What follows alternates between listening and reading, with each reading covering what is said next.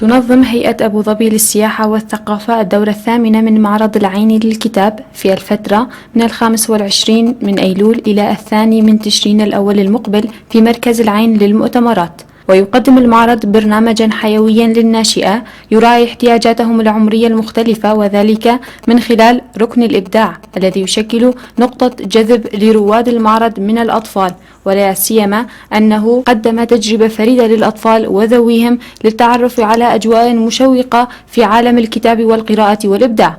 ويقدم المعرض في أيامه 8 آخر الإصدارات من مجلات الأدب والفكر والشعر والتاريخ، ومجموعة متنوعة من الكتب الأكاديمية والتربوية، ملبية كل احتياجات القارئ، ومتحفا بباقة مختارة من الكتب والمؤلفين الإماراتيين من خلال برنامج ثقافي غني يسلط الضوء على التجربة الغنية لهؤلاء المبدعين مع استعراض خلاصة نتائجهم الفكرية والثقافية.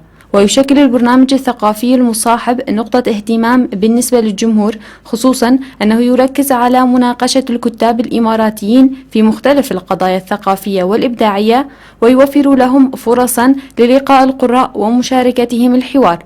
وفي هذا العام ستقدم برنامجا حافلا يجذب المهتمين بالشؤون الثقافية والأدبية. وتمكن المعرض من خلال السنوات الماضية من جذب كبرى دور النشر المحلية إلى مدينة العين، التي تشهد تطورا نوعيا متسارعا في الاهتمام بالثقافة وصناعة الكتاب، خصوصا أنها تضم كبرى الجامعات الوطنية.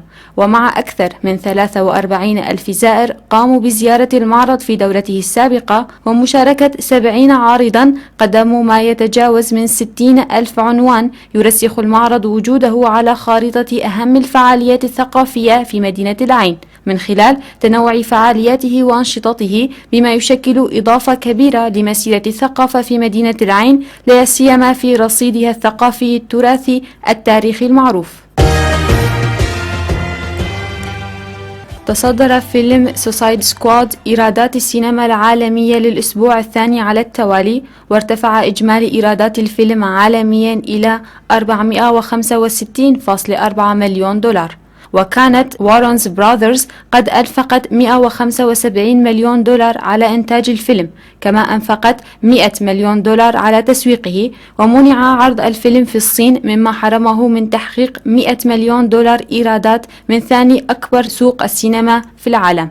وحقق الفيلم 2.5 مليون دولار في الأرجنتين، و2.2 مليون دولار في إيطاليا، في حين حقق 6.7 ملايين دولار في البرازيل، و5.5 مليون دولار في المملكة المتحدة، و4.4 مليون دولار في أستراليا، و4.3 مليون دولار في المكسيك، بينما 4.3 مليون دولار في روسيا.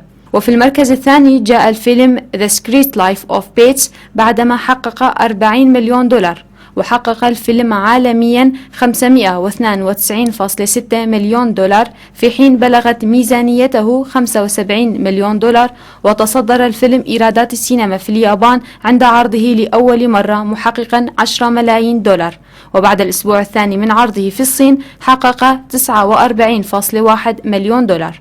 وجاء فيلم لاين ووكر، وهو فيلم جريمة الصين، في المركز الثالث بإيرادات بلغت 26 مليون دولار، فيما بلغ إجمالي إيرادات فيلم جاسون بورني عالميا 264.2 مليون دولار، في حين حقق فيلم لاف 20 الصيني إيرادات وصلت إلى 17.5 مليون دولار.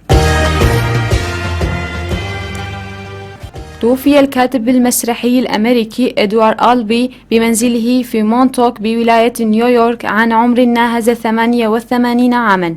واكتسب ألبي سمعة كأحد أعظم كتاب الدراما في الولايات المتحدة بنظرته القاسية أحيانا للحياة الأمريكية في أعماله مثل مسرحية من يخاف من فيرجينيا وولف.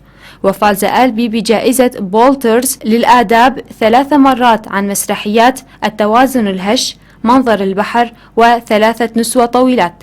وتميزت أعماله باستكشافات بعضا من جوانب الزواج والدين وتربية الأطفال والحياة الأمريكية العامة. وقال ألبي ذات مرة لمجلة بايرس ريفو الأدبية إنه قرر في سن 6 أن يكون كاتبا، لكنه اختار أن يكتب مسرحيات بعد أن خلص إلى أنه ليس شاعرا أو روائيا بارعا جدا، وتضع أعماله جنبا إلى جنب مع تينسي ويلومز وآرثر ميلر وجون أونيل في الدراما الأمريكية. انتهت النشرة الثقافية، نشكركم على حسن الاستماع.